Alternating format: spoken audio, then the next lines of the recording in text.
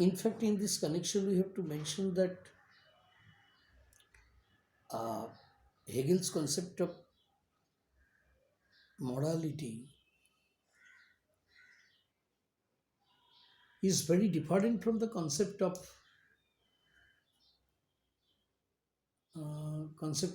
John Locke. Hegel's morality is very much derived from social custom, law, the community, and freedom can be enjoyed, can be attained by the individual through this social community, through the state. John Locke would have talked about individual freedom, which could be enjoyed by the individual independently of the state. But in case of Hegel, we find there is an influence of the Greek philosopher Plato and also to some extent of Aristotle. Outside the state, according to Hegel, the individual is just like a beast or an animal. Through the citizenship of the state, through the membership of the state, the individual becomes a, a full fledged human being with a moral personality. Now he can transcend himself, his biological, instinctual desires. He transcends them, he becomes a moral entity, and as a moral being, it is possible for the individual to attain freedom. So, freedom has a moral connotation, and that is possible, that can be realized only through the state. Actually, when we have discussed the dialectical method of Hegel, we already mentioned that Geist, the world spirit, had separated the external world from itself, and through this separation, it moves forward towards self realization, self actualization. The external world, it gradually develops through the process of dialectics, through the law of triad, thesis, antithesis, and synthesis, through the law of negation, and from the material world to plant kingdom, animal kingdom, to human society, and finally to the level of the state. The state is the fullest realization of rationality, freedom, and the destination of the progressive journey of world history, world historical process. Through the state, the Geist merges with itself. It is a process, it is a process of culmination, a process of reunion. The self has separated out the other, and ultimately the other has gradually attained the elevated position of the state, where the highest rationality can be achieved. The state is the embodiment of the highest rationality, highest reason, and here there is the reunification of the self with the other. In this process, the individual is not a self sufficient entity for Hegel. The individual is simply a part of the whole. The whole world historical process is moving forward, and the individuals are playing their own roles. And ultimately, this historical law proves to be inevitable. Individual roles, functions, ambitions, desires, talents, qualities, these are all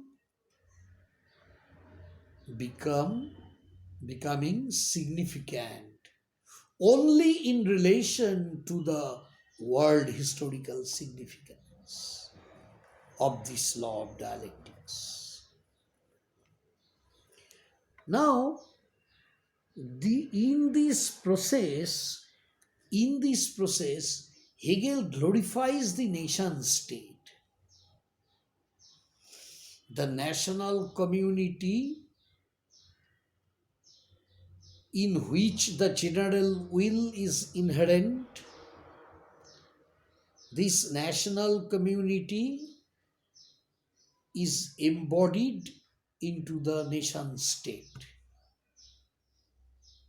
But now one question should be asked, that there are different nation states in the world, in the international society, and Hegel does not respect any international law or international authority or world authority. So, although the method of dialectics implies that it is an unending process, a spiral moving upwards, but on the other hand, Hegel asserts that the ultimate destination of this world historical process is the nation state. Within the nation state, there is no scope of any anarchy.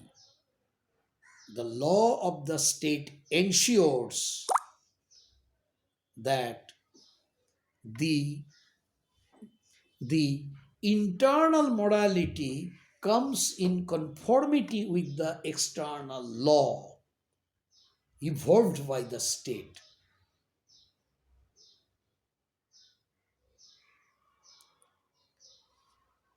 But the point is that in case of international society, Hegel does not talk about any international authority or international law. There are different nation states, and one nation state will prove its superiority. Superiority to other remaining nation states. Every epoch is predominated by one superior nation state. In the ancient period, there was the Orient, then there was the Greek state, then there was the Roman state, and in the fourth stage, there is the German state, Germany. He glorified the Prussian monarchy, and he thought that the present epoch is marked by the superiority and the consequent predominance of the German state. How this superiority is going to be demonstrated? According to Hegel, it can be displayed through war. Hegel glorified war. According to him, if there is no war, there will be stagnant situation in the life of the citizens, in the life of the nation, in the life of the society, in the life of the community.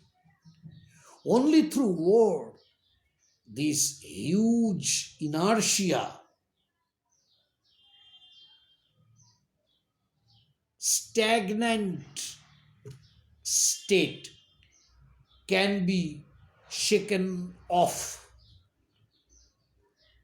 and a dynamic momentum can be instilled into the life of the nation state. Through war,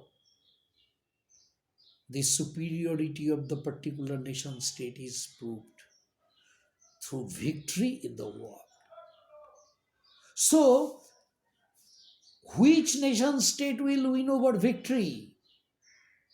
It is not the result of the skill, talent, military genius of any particular ruler, but it is the world historical deterministic process which ultimately decides which is the superior nation state.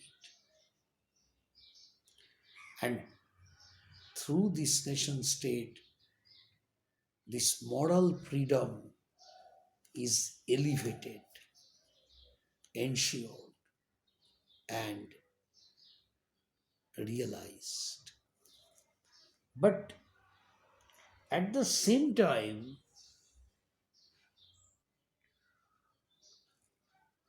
we must point out that when Hegel is talking about the freedom, when he is underscoring the relationship between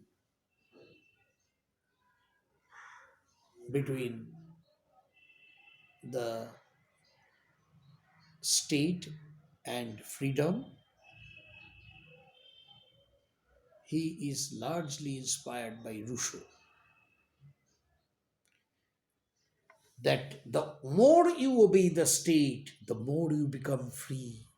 Because only through the state, only through the will of the state, the general will of the community, your rationality can be expressed. If you go against the nation state, you are going against the world historical process and its rational, progressive journey.